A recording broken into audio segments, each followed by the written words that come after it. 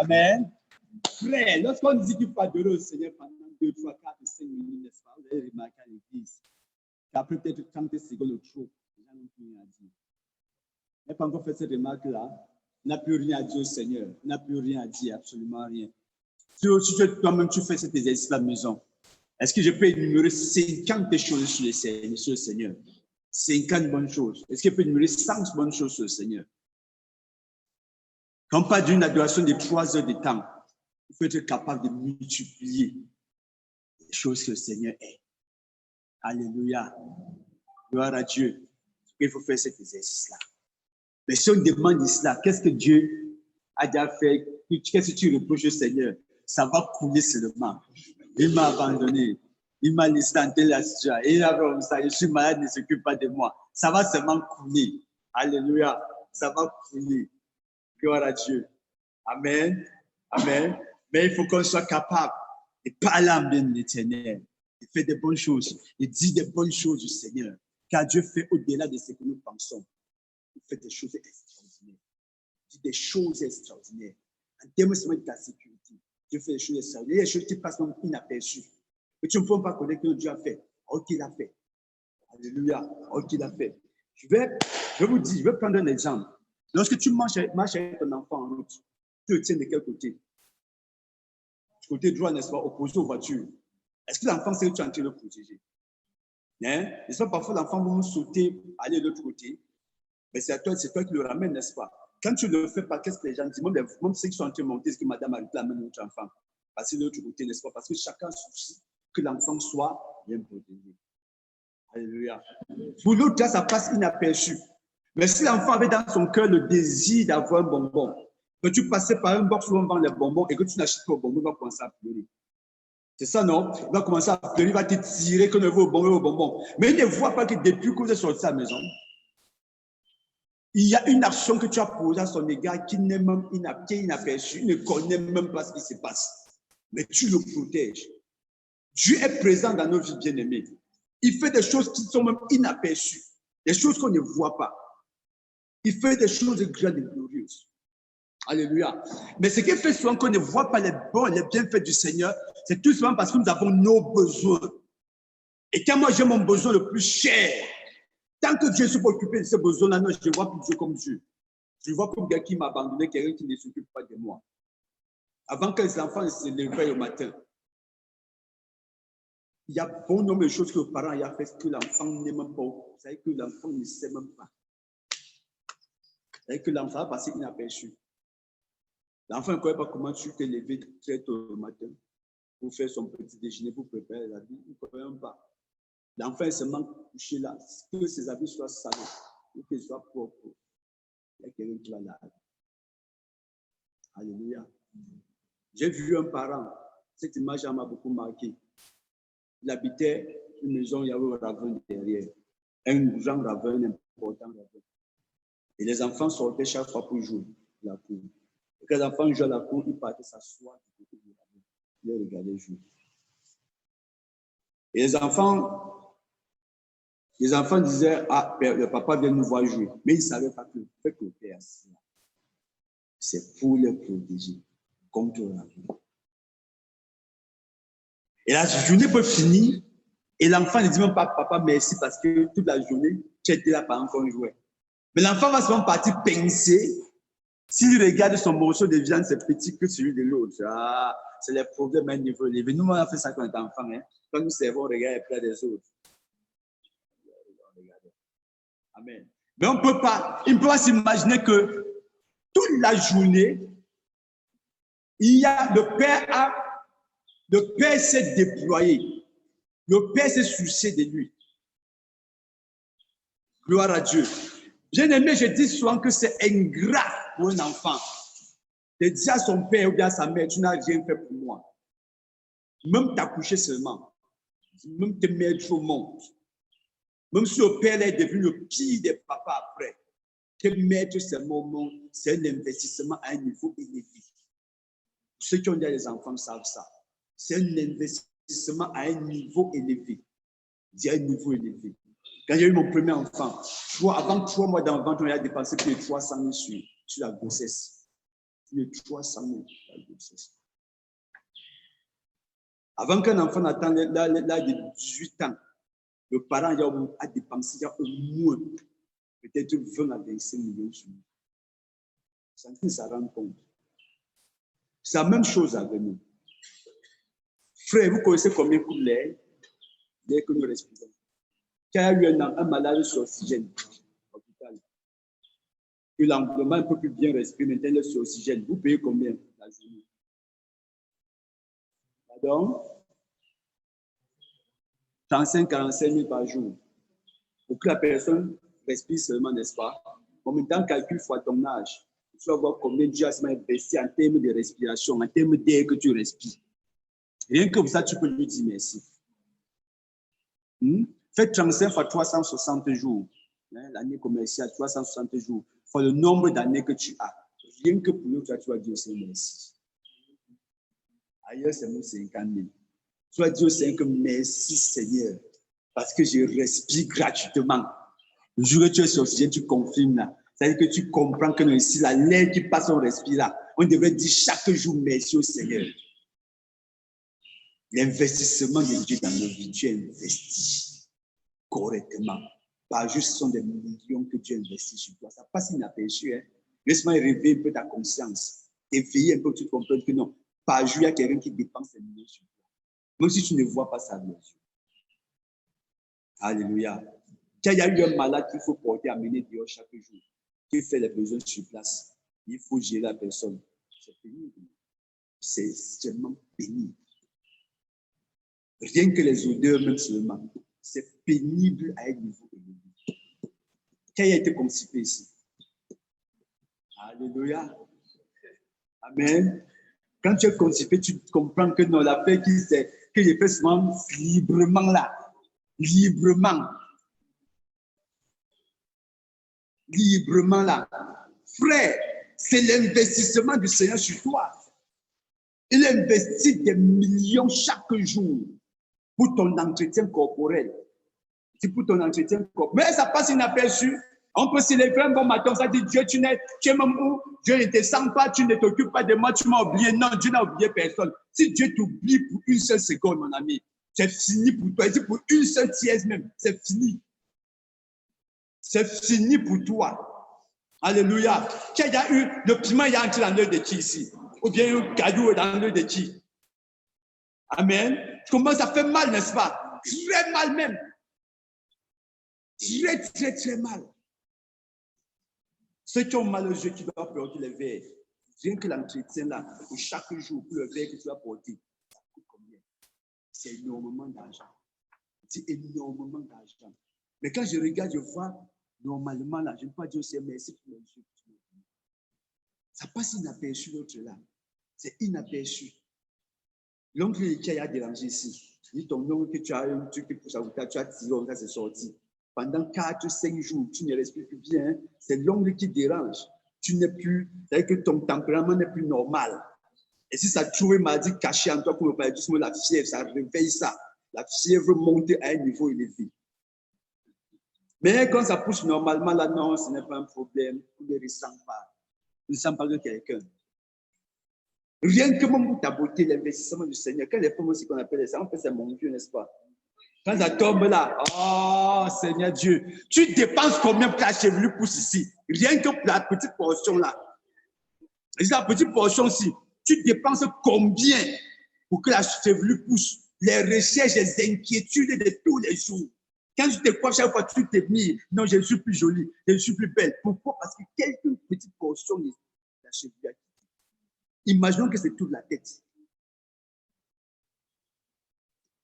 Mais quand ça pousse là, non, on ne peut pas comprendre que non, voici, non, le Seigneur fait quelque chose, ça passe inaperçu. L'investissement de Dieu dans ta vie tous les jours, avant d'aller gronder le Seigneur, avant de lui dire comment il est un mauvais père, comment il ne pourvoit pas tes besoins, comment il n'est pas.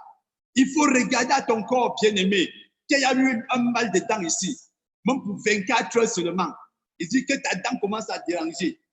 J'ai vu des gens ramper, la joue gonflée comme ça, là, enflée comme ça. Il y a des gens, même quand on va extraire leurs dents, ils sont morts. Hein? Ils sont morts. Mais ça passe inaperçu quand je mange avec, ce n'est pas un problème. C'est aussi comme ça. Je ne peux pas dire merci au Seigneur, je ne peux pas dire merci au Seigneur. Alléluia. Frère, Dieu s'investit dans nos vies. Il s'investit dans nos vies. Il s'investit tous les jours. Mais ça passe inaperçu. Tout simplement. Inaperçu. Inaperçu. Et telle sorte qu'on arrive à un niveau où, dès qu'on a une douleur dans le corps, au lieu de dire, Seigneur, merci pour le temps que tu entretenu la partie-ci, on commence à m'attendre Dieu. Pourquoi et pourquoi?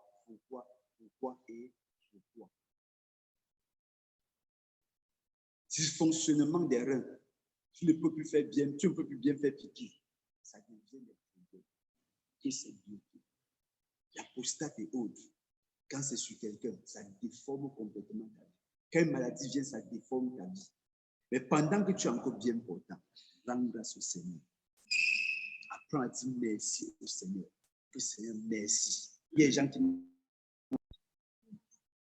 Alléluia. Avant de dire que mes pieds sont tordus, sont bancals, il y a des gens qui n'ont pas les pieds là. Avant de dire au Seigneur que Seigneur, j'aurais voulu que la partie de mon corps soit plutôt comme ça. Il y a des gens qui n'ont pas cette partie du corps là. Ils n'en ont pas. Ils n'en ont pas. Non, mon sourire, ce n'est pas bien. Frère, il y a des gens qui font des opérations dans leur corps parce qu'il faut que la partie s'y ressemble, que ça doit être comme ça, ça doit être comme ça, ça doit être comme ça. Frère, mais je dis que ça, c'est une insulte au Seigneur, que de déformer son corps et de donner une forme. Une forme que toi, tu aurais souhaité. Ce sont tes mains là que créent 1 milliard de personnes avec 1 milliard d'empreintes digitales différentes. Même dans nos yeux, notre regard n'est pas le même. 1 milliard de personnes, on ne t'identifie pas à tes yeux.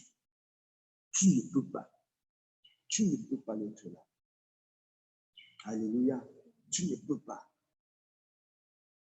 Le timbre vocal que nous avons, différent. 1 milliard de personnes. 1 milliard de timbres vocaux.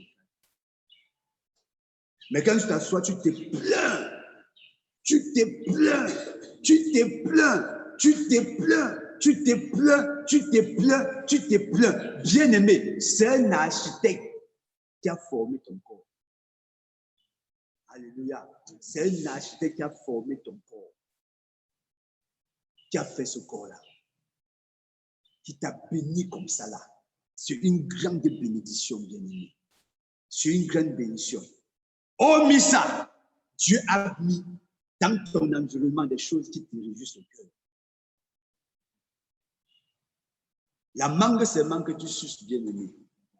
Quand tu prends une mangue comme ça, là, comment est-ce que Dieu est assis au ciel? Il a formé un fruit. Quand tu as sucé, ça va te faire du bien dans la bouche. Mais qui ça fait?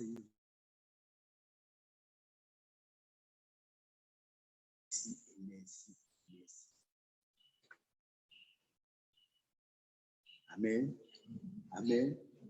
Bien-aimé, nous sommes au terme de nos 3 jours de prière. Même si tu ressens quelque chose qui est anormal dans ton corps, dis merci aujourd'hui au Seigneur. Alléluia. Dis merci aujourd'hui au Seigneur.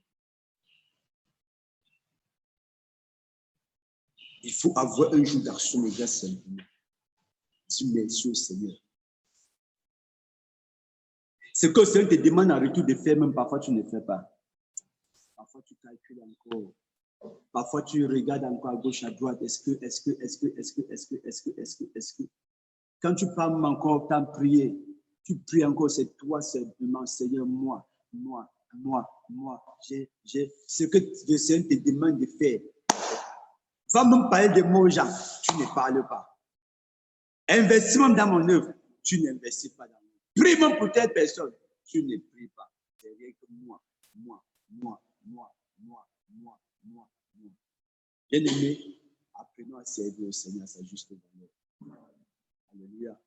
Apprenons à servir le Seigneur à sa juste valeur.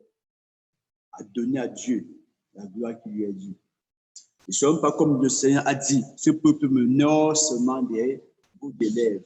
Mais dans leur cœur, je n'existe pas. Dans leur cœur, je ne suis pas là. Ce peuple m'honore seulement des bouts de lèvres. Vous savez que Dieu est tellement capricieux, hein? Amen. Il est tellement capricieux et très exigeant. Dieu est trop capricieux et très exigeant.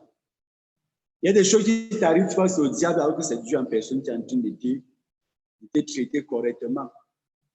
C'est lui qui passe au diable, tu vas chasser au diable de démons fatigués alors que c'est Dieu qui est en train de te traiter. Disait la Bible. Le même Dieu qui dit à Moïse que va sauver mon peuple. Moïse ne sait pas s'il a fait 2 ou bien 10 kilomètres que le même Dieu commence à appuyer son coup qui veut te tuer ici. Quelqu'un t'envoie, tu obéis même, tu en es parti. Il commence à appuyer ton coup. Pourquoi tu n'as pas circoncis tes enfants? Je me suis posé la question, pourquoi Dieu n'a pas dit à Moïse que circoncis tes enfants est parti pour qu'il n'y ait pas de problème? Alléluia. C'est ce Père-là que nous servons. Il nous fait tellement de bien, bien-aimé. Il nous fait tellement de bien. Il y a certaines choses qui nous arrivent. C'est simplement parce que Dieu nous éprouve pour voir comment est-ce qu'on va se comporter. Comment est-ce qu'on va se comporter? Pour voir simplement comment est-ce qu'on va se comporter. Dieu qui nourrit un peuple pendant 40 ans avec une seule nourriture. Tous les jours, vous mangez la même chose. Tous les jours, vous mangez la même chose. Après, quand il a dit que non, pourquoi il se plaignait même? Frère, tu peux manger au riz tous les jours. Il n'est pas te plaindre. Tu peux au riz tous les jours. Même une semaine simplement. Lorsqu'il y avait les émeutes en 2008, quand il y avait des grèves partout, on avait préparé une nourriture à la maison jusqu'aujourd'hui, quand il voit la nourriture, je n'aime pas.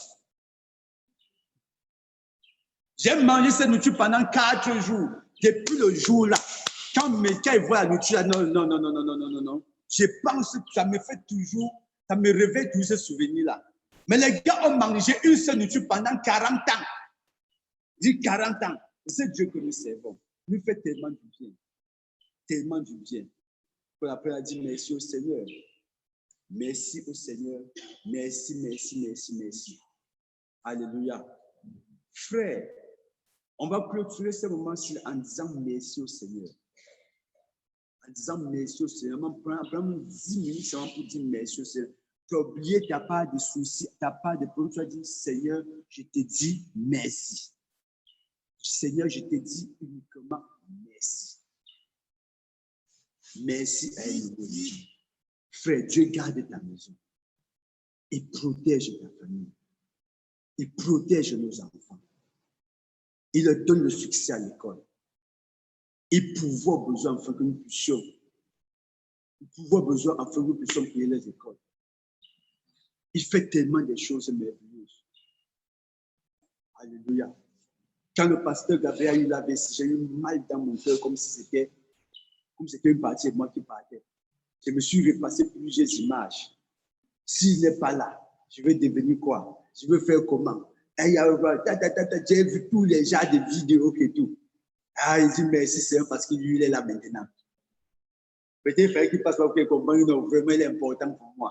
Alors, homme de Dieu, tu es important pour moi. Je t'ai dit, tu ne peux pas mourir maintenant. Alléluia. Rien que pour dire merci au Seigneur parce qu'il connaît l'état dans lequel on est parti chercher à la maison. Alléluia. Mais quand il veut marcher, peut-être je n'ai pas un 5 francs en poche, je commence à dire, oh Seigneur, alors que j'ai vu les bienfaits du Seigneur. Vous savez, bien-aimés, nous devons prier tout le temps pour que l'ingratitude quitte nos cœurs envers le Seigneur, pour que l'ingratitude envers le Seigneur quitte nos cœurs. Le peuple d'Israël, pour chasser par ses ennemis, ils étaient dans une situation où, si Dieu les laissait seulement pour un seul instant, ils allaient les écraser. La mer s'effondre, les gars passent. Ils regardent, ils voient comment la mer se referme sur les ennemis. Mais 3 jours après, ils commencent à se créer contre Dieu. On a soif. Il fallait que nous, même en Égypte, on est venu faire quoi dans cette désert. Il dit 3 jours seulement après. 3 jours seulement après, l'autre homme a donné la chair de poule. 3 jours seulement après, on a soif. Il fait comme on rentre en Égypte. On va mourir là-bas. Oh, Moïse, pourquoi tu l'as mis dans ce désert? À tout moment, des générations en génération, vous avez cette phrase-là. Pourquoi ne sommes-nous pas morts en Égypte? La phrase-là. Frère, apprenons à être reconnaissants. À dire merci au Seigneur. Mieux, non pas encore être esclave. Quand on était encore esclave, on profitait, on mangeait même les melons. On mangeait même les melons et autres là. Mieux, on rentre encore. Le genre de désert, ça ne veut pas ça. C'est le même peuple qui criait. Délivre-nous, délivre-nous, délivre-nous. C'est le même peuple qui dit non, il faut qu'on rentre. C'est comme ça que nous sommes. Apprenons à être reconnaissants envers le Seigneur. Que l'ingratitude quitte nos cœurs.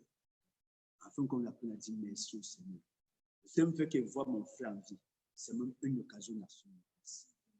C'est une occasion à son grâce. C'est merveilleux. Frère, quand tu rends régulièrement grâce au Seigneur, n'est-ce pas?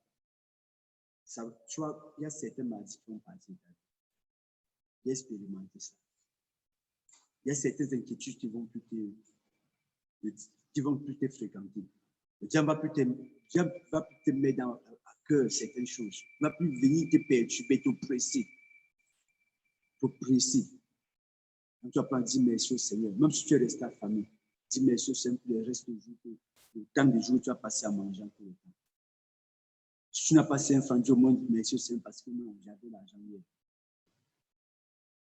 Alléluia. Gloire à Dieu. Gloire à Dieu. Dis au moins merci au Seigneur. Dieu investit tellement dans nos vies. Comme quand tu as rentré à la maison, fais les calculs pour voir combien Dieu investit dans ta vie tous les jours. Fais seulement les calculs. J'ai vu les personnes vraiment le mardi, le maison. Combien de temps? Combien d'argent? Combien d'argent? Nous avons prié pour quelqu'un ce matin qui est attaqué dans sa mâchoire. Il a montré les clichés. La mâchoire est percée. C'est parce qu'il a rongé les os. C'est parce qu'il a rongé les os. Quand il m'a dit, c'est-à-dire que moi, je réfléchis par rapport aux dépenses. Quand il m'a dit, ce qu'il faut, les exigences qu'il faut, il faut qu'il se fasse opérer en Turquie. En Turquie, comme ça, il doit revenir chaque 2 semaines pour le contrôle. Vous vous rendez compte? Pour une mâchoire qui est là, 2 fois par tous les 2 semaines, il doit être en Turquie pour le contrôle médical. L'opération là exige qu'on enlève toute la mâchoire, on la remplace par un artificiel. J'ai dit, Seigneur, merci pour la mâchoire que tu m'as donnée, ça marche encore bien. Merci Seigneur.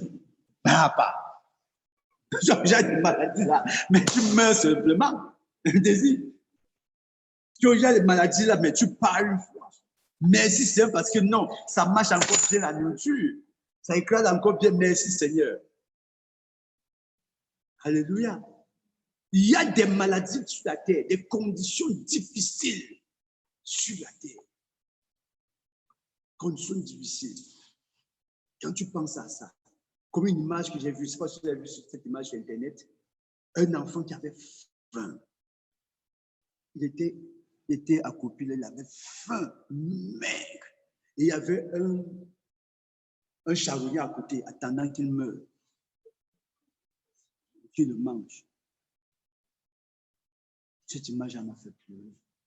Seigneur, nous sommes bien. Pourquoi est-ce qu'on ne te sert pas? Pourquoi est-ce qu'on ne te dit pas merci? Pourquoi est-ce qu'on n'est pas reconnaissant pour les gars? Nous sommes partis dans la prison des Nganders, des Marois. Non, des Garois, au pasteur Jean-Charles. Quand on a entré, quand on a fait sortir les prisonniers, tout le monde a pleuré. On s'est mis à pleurer. Pourquoi? Parce que tu peux compter les os des gens. Compter les os. Je ne vais jamais oublier cette image où il y avait un qui était malade, affamé. Qu'on a posé sa nourriture. La nourriture était posée devant lui comme un portable. Même faire la main, le temps qu'il a levé son bras ça pour aller lentement pour porter. Un autre qui était affamé est venu porter le fruit avec. Dans ce Cameroun. Et moi, je ne peux pas reconnaître les bienfaits de Dieu dans ma vie. Quand nous sommes sortis, là, on nous a appelé pour dire qu'après votre départ, 60 personnes sont mortes. Alléluia.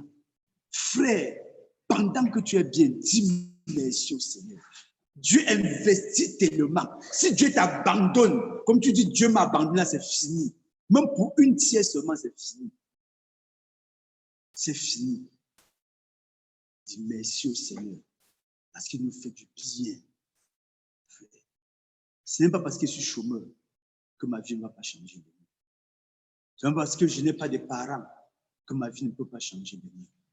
Ce n'est pas parce que j'ai une maladie que ma vie ne peut pas changer. Ce n'est pas parce que je suis trop âgé que ma vie ne peut pas changer. Alléluia. Dieu contrôle nos vies. Pendant 3 jours, bien-aimés, même si tu n'as pas vu avec les yeux, Dieu a fait des choses extraordinaires dans ta vie. Dis des choses extraordinaires. Des choses extraordinaires. Il a fait des choses glorieuses dans ta vie. Crois seulement et tu verras la main de Dieu. Je crois seulement. Crois seulement. J'aimerais que quand tu rentres ici, tu es content. Tu fais comme Anne, la mère de Samuel. Lorsque l'homme de Dieu est venu dire que demain, non, que l'année prochaine, Dieu va te visiter. Que non, il a dit que Dieu exauce la prière. Et même quand Élie, le sacrificateur, le disait, il était déjà en désaccord avec Dieu. Comprenez très bien. Et que quand Élie, le sacrificateur, disait à Anne que Dieu exauce la prière que tu as faite en ce lieu, il était déjà en désaccord avec Dieu. Dieu était prêt à le vomir. Parce que dans les chapitres qui suivent, Dieu va vomir Élie avec toute sa famille en prononçant une malédiction sur eux. Mais la proclamation de l'homme de Dieu s'est réalisée dans la vie de la servante de Dieu. Comprenez ça? Frère, on a prié ici, on a proclamé des paroles. On a prié, on a chassé, on a détruit les autels. Crois seulement et rends grâce au Seigneur. Dis Seigneur, merci. Parce qu'il est passé 3 jours dans ta présence. J'ai passé 9 moments de prière. Parce que quand tu as eu ces 9 moments depuis dimanche, dans ta présence, tu dis merci au Seigneur. Alléluia.